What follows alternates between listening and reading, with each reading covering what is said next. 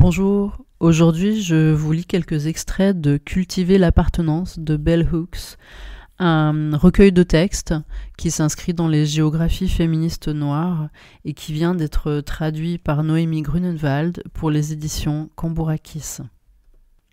Les habitudes du cœur. Les valeurs d'appartenance imprimées très tôt dans ma conscience d'enfant de la nature sont entrées en conflit avec les valeurs et les croyances qui prévalaient au sein de notre foyer patriarcal. Je n'avais pas le sentiment d'appartenir à la maison en béton. Mon esprit y était étranger et mon âme y subissait des agressions mortifères. Lorsque notre famille a quitté les collines et la campagne pour emménager en ville, ce changement est né du désir de notre mère de nous rendre plus civilisés, de nous débarrasser de la souillure de nos origines rustiques et campagnardes. Issue d'une famille des zones reculées qui travaillait la terre, cultivait des légumes bio, faisait des conserves, élevait des poules, fabriquait du savon et produisait du vin, maman voulait s'éloigner le plus possible de ce mode de vie campagnard. Le fait que ce déménagement de la campagne à la ville ait fait voler en éclats ma paix intérieure était tout ce qu'il lui fallait pour prouver que la vie dans les collines avait rendu ses enfants bizarres. Pour moi, ce déménagement a été traumatisant. Prisonnière de ma peine d'avoir quitté le paysage naturel de mes années de formation, je suis devenue relativement dysfonctionnelle en ville. Ma tristesse était chronique et constante. Dans l'environnement urbain, j'étais confrontée aux rapports sociaux de race, de classe et de genre. Après la liberté que j'avais ressentie en parcourant les collines, j'ai appris dans le monde de la ville que pour être en sécurité en tant que fille, et plus particulièrement en tant que fille noire, il valait mieux rester tranquille, enfermée, cloîtrée. J'ai appris que pour être en sécurité au sein de l'espace de la noirité, il fallait rester dans les limites établies, ne pas traverser les voies qui séparaient le monde noir du monde blanc. J'ai appris que le fait de porter des vêtements faits maison et récupérés auprès de ses frères et sœurs plus âgés constituait une marque de honte. Ma confiance en mon appartenance au monde s'est envolée, de même que la nature sauvage de mon esprit qui s'était jusqu'ici élevée chaque jour dans mon âme comme le vent, le souffle, l'existence. Dans un monde auquel je n'appartenais pas, je me suis débattue pour trouver des stratégies de survie. Dans le monde de la culture dominatrice, aussi bien dans notre foyer qu'en dehors, j'ai trouvé refuge dans les livres, dans des façons de percevoir le monde qui ont élargi ma conscience et ont fait naître en moi des attentes à l'égard de la vie qui dépassaient ce que je croyais possible dans ce paysage changeant du Kentucky où les Noirs quittaient les collines, les zones reculées et la campagne pour la promesse d'une vie meilleure en ville ou bien partaient en masse émigrer vers les villes du Nord. Quand j'ai quitté le Kentucky il y a plus de 30 ans, j'ai eu l'impression d'être une exilée, comme si j'étais forcée d'abandonner le paysage de mes origines, le lieu qui m'avait vu naître, parce qu'il ne me permettait pas de grandir et de me réaliser pleinement. Le monde intérieur de la famille dysfonctionnelle et le monde extérieur de la domination menaçaient tous deux d'étouffer mon esprit. Dans mon cas, l'exil a mis en lumière tout ce qui m'était essentiel et vital dans le Kentucky où j'avais grandi.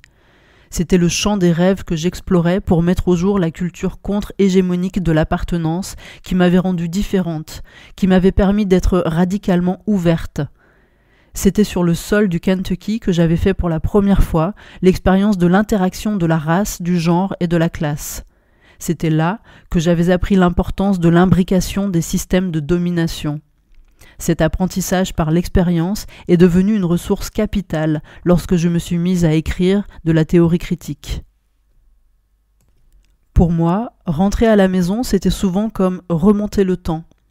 Et les fois où j'y suis retournée se sont bien souvent transformées en moments de deuil, alors que les anciens modes de vie positifs, la culture d'antan et les aînés nous quittaient. Tout au long de mon travail, aussi bien dans l'écriture que dans les arts visuels, j'ai puisé dans les souvenirs de mon enfance passée dans le Kentucky afin d'attirer l'attention sur le pouvoir de la culture de l'appartenance. Pour appartenir pleinement à un endroit, quel qu'il soit, il nous faut comprendre le socle de notre être. Et cette compréhension nous ramène invariablement à l'enfance. Le monde de mon enfance était un monde de contrastes. D'un côté, un paysage verdoyant et luxuriant peuplé de chevaux rapides, de chutes d'eau naturelles, de champs de tabac et de cardinaux rouges. Et de l'autre côté, un monde d'exploitation cupide, de grandes maisons et de petites cabanes, un monde de peur et de domination. De l'homme sur la nature, des blancs et blanches sur les noirs, ou du haut sur le bas. Dans mon enfance, je rêvais d'une culture de l'appartenance. J'ai toujours ce rêve.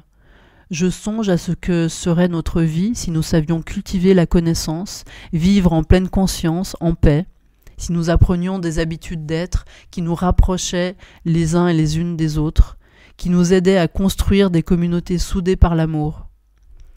À travers mon travail qui prend racine dans mon Kentucky natal et dans les valeurs que j'ai apprises enfant, je cherche à parler un langage de guérison, d'espoir, de possible, un langage de rêve, un langage d'appartenance. Alors que je venais d'emménager dans mon nouveau chez-moi dans le Kentucky, je me suis réveillée une fois en pleine nuit, surprise par un bruit familier, le bruit d'un train, un bruit qui m'a rappelé mon enfance.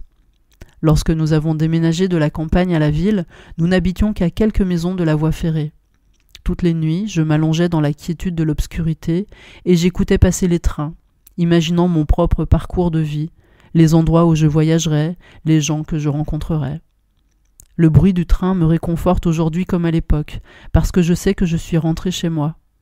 Je suis revenue dans le monde de mon enfance, le monde dans lequel j'ai semé les premières graines de mon être et de mon devenir, de ma quête sur la route, celle d'une intellectuelle contemplative qui a choisi la solitude et les idées, qui a choisi la pensée critique. Ici, dans ma région natale, j'embrasse la circularité du sacré.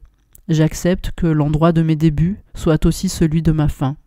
C'est à ce lieu que j'appartiens.